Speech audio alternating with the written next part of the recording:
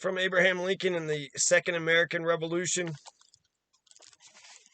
Many secessionists conceded that their movement was essentially a counter-revolution against the anticipated revolutionary threat to slavery. Indeed, they profoundly affirmed that we are not revolutionists, insisted James B.D. DeBow, the South's leading journalist. We are resisting revolution. It was an abuse of language to call secession a revolution, said Jefferson Davis. Ours is not a revolution. We left the Union to save ourselves from a revolution that threatened to make property and slaves so insecure as to be comparatively worthless. Our struggle is for inherited rights. The black Republicans were the real revolutionaries. Southerners insisted a motley throng of sans culottes and infidels and free lovers interspersed by bloomer women, fugitive slaves, and amalgamationists, active and bristling with terrible designs and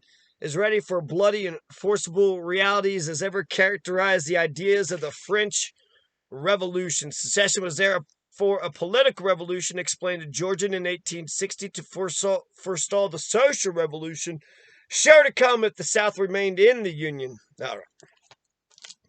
So Jefferson Davis is against revolution.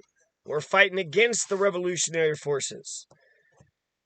The Second American Revolution, as Charles Beard viewed it, involved not only this destruction of the Southern plantation gentry, but also the consolidation of the Northern entrepreneurial capitalist class and national power, supported by its rural and urban middle-class allies. Legislation passed by the Union Congress during the war promoted this development. The Republican Party had inherited from its Hamiltonian and Whig forebears a commitment to the use of government to foster economic development through tariffs, to protect industry, a centralized and regulated banking system, investment subsidies, and land grants to high-risk but socially beneficial transportation enterprises and government support for education. By 1860, the Republican Party had also pledged itself to homestead legislation to provide farmers with an infusion of capital in the form of free land. Before 1860, the Southern-dominated Democratic Party that controlled the federal government had repeatedly defeated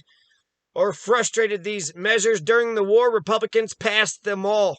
A higher tariff in 1861, a Homestead Act, a Land Grant College Act, and a Pacific Railroad Act providing loans and land grants for the Transcontinental Railroad in 1862,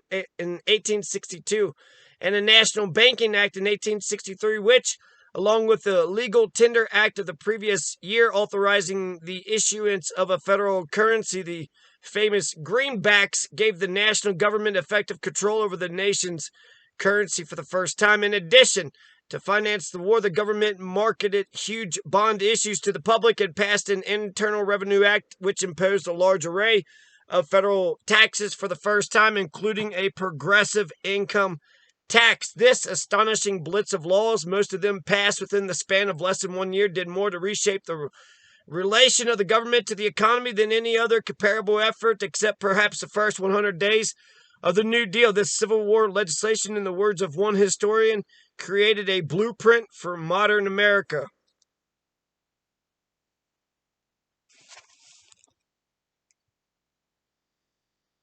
Here was the danger, warned Lincoln in 1855. Once a nation decided that its constitutional rights applied only to some and not to all men equally, the torch of liberty would go out. Our progress in degeneracy appears to me to be pretty rapid, lamented Lincoln with reference to the Know-Nothings. As a nation, we began by declaring that all men are created equal. We now practically read it, all men are created equal except Negroes. When the Know-Nothings get control, it will read all men are created equal except Negroes and foreigners and Catholics. When it comes to this, I should prefer immigrating to some other country where they make no pretense of loving liberty. To Russia, for instance. 1855, Russia. They make no pretense of loving liberty, for instance, where despotism can be taken pure without the base alloy of hypocrisy. So, who was the Russian Tsar in 1855 of goddamn fucking... I'm not for sure. But there you go. There's a couple Lincoln quotes. You cheesemongering motherfuckers.